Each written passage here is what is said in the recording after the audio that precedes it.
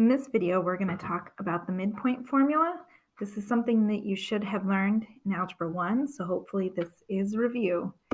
So we've already talked about what a midpoint is. It's basically if you have a segment, it's the point that's right in the middle. It divides the segment into two congruent segments.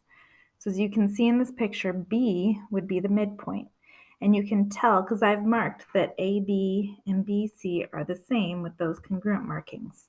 So we can say the length from A to B is the same as the length from B to C, or segment AB is congruent to segment BC.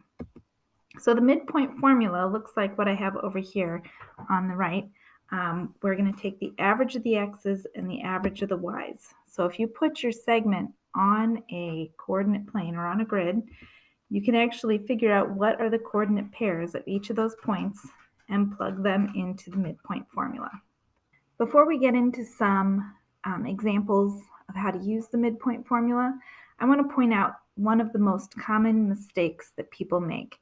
Do you notice how each point has an x and a y? So A is x1, y1, B is x2, y2. This is because they are a coordinate pair. You have to have an x and a y for each point.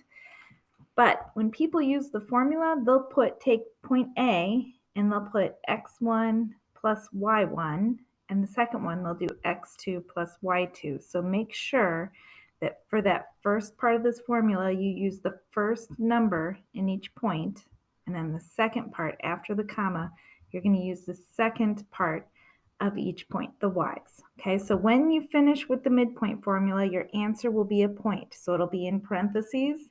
It'll be two numbers and it'll have a comma in between.